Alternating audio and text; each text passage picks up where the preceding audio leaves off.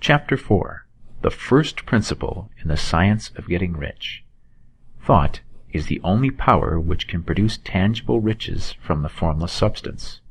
The stuff from which all things are made is a substance which thinks, and the thought of form in this substance produces the form. Original substance moves according to its thoughts. Every form and process you see in nature is the visible expression of a thought in original substance. As the formless stuff thinks of a form, it takes that form. As it thinks of a motion, it makes that motion. That is the way all things were created. We live in a thought world, which is part of a thought universe. The thought of a moving universe extended throughout formless substance, and the thinking stuff moving according to that thought took the form of systems of planets and maintains that form. Thinking substance takes the form of its thought and moves according to the thought. Holding the idea of a circling system of suns and worlds, it takes the form of those bodies and moves them as it thinks. Thinking the form of a slow-growing oak tree, it moves accordingly and produces the tree, though centuries may be required to do the work. In creating, the formless seems to move according to the lines of motions it has established. The thought of an oak tree does not cause the instant formation of a full-grown tree, but it does start in motion the forces which will produce the tree along established lines of growth. Every thought of form, held in thinking substance, causes the creation of the form, but always, or at least generally, along lines of growth and action already established. The thought of a house of a certain construction, if it were impressed upon formless substance, might not cause the instant formation of the house, but it would cause the turning of creative energies already working in trade and commerce into such channels as to result in the speedy building of the house. And if there were no existing channels through which the creative energy could work, then the house would be formed directly from primal substance, without waiting for the slow processes of the organic and inorganic world. No thought of form can be impressed upon original substance without causing the creation of the form. Man is a thinking center and can originate thought. All the forms that man fashions with his hands must first exist in his thoughts. He cannot shape a thing until he has thought that thing. And so far, man has confined his efforts wholly to the work of his hands.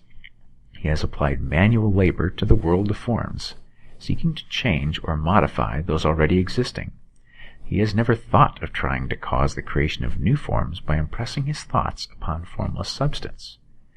When man has a thought form, he takes material from the forms of nature and makes an image of the form which is in his mind. He has, so far, made little or no effort to cooperate with formless intelligence, to work, quote, with the Father, end quote. He has not dreamed that he can, quote, do what he seeth the Father doing, end quote. Man reshapes and modifies existing forms by manual labor. He has given no attention to the question whether he may not produce things from formless substance by communicating his thoughts to it. We propose to prove that he may do so, to prove that any man or woman may do so, and to show how. As our first step, we must lay down 3 fundamental propositions. First, we assert that there is one original formless stuff or substance from which all things are made. All the seemingly many elements are but different presentations of one element. All the many forms found in organic and inorganic nature are but different shapes made from the same stuff. And this stuff is thinking stuff. A thought held in it produces the form of the thought. Thought in thinking substance produces shapes. Man is a thinking center, capable of original thought. If man can communicate his thought to original thinking substance, he can cause the creation or formation of the thing he thinks about. To summarize this, 1. There is a thinking stuff from which all things are made, and which, in its original state, permeates, penetrates, and fills the interspaces of the universe. 2. A thought in this substance produces the thing that is imagined by the thought. 3. Man can form things in his thought, and, by impressing his thought upon formless substance, can cause the thing he thinks about to be creative. It may be asked if I can prove these statements, and without going into details, I answer that I can do so, both by logic and experience. Reasoning back from the phenomena of form and thought, I come to one original thinking substance, and reasoning forward from this thinking substance, I come to man's power to cause the formation of the thing he thinks about. And by experiment, I find the reasoning true, and this is my strongest proof. If one man who reads this book gets rich by doing what it tells him to do, that is evidence in support of my claim. But if every man who does what it tells him to do gets rich, that is positive proof until someone goes through the process and fails. The theory is true until the process fails, and this process will not fail, for every man who does exactly what this book tells him to do will get rich. I have said that men get rich by doing things in a certain way, and in order to do so, men must become able to think in a certain way. A man's way of doing things is the direct result of the way he thinks about things. To do things in a way you want to do them, you will have to acquire the ability to think the way you want to think. This is the first step towards getting rich. To think what you want to think is to think truth, regardless of appearances. Every man has the natural and inherent power to think what he wants to think, but it requires far more effort to do so than it does to think the thoughts which are suggested by appearances. To think according to appearances is easy. To think truth, regardless of appearances, is laborious and requires the expenditure of more power than any other work man is called upon to perform. There is no labor from which most people shrink as they do from that of sustained and consecutive thought. It is the hardest work in the world. This is especially true when truth is contrary to appearances. Every appearance in the visible world tends to produce a corresponding form in the mind which observes it, and this can only be prevented by holding the thought of the truth. To look upon the appearance of disease will produce the form of disease in your own mind, and ultimately in your body, unless you hold the thought of the truth, which is that there is no disease. It is only an appearance, and the reality is health. To look upon the appearances of poverty will produce corresponding forms in your own mind, unless you hold to the truth that there is no poverty, there is only abundance.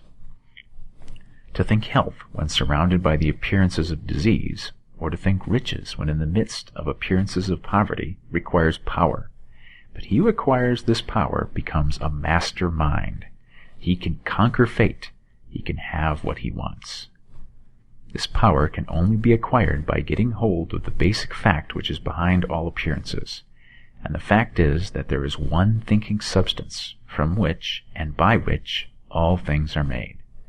Then we must grasp the truth that every thought held in this substance becomes a form, and that man can so impress his thoughts upon it as to cause them to take form and become visible things. When we realize this, we lose all doubt and fear.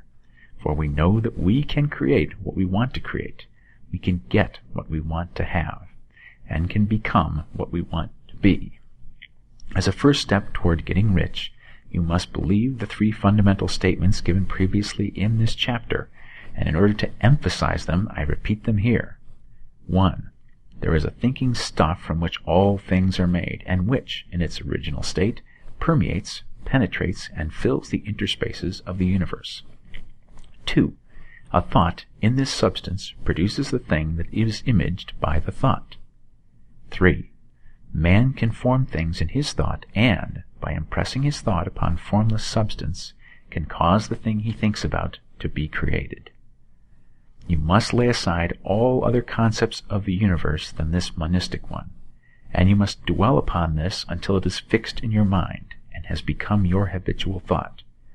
Read these creed statements over and over again, fix every word upon your memory, and meditate upon them until you firmly believe what they say.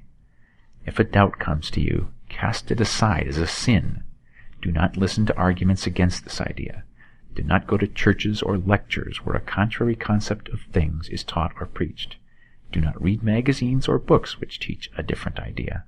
If you get mixed up in your faith, all your efforts will be in vain. Do not ask why these things are true, nor speculate as to how they can be true. simply take them on trust. The science of getting rich begins with the absolute acceptance of this faith.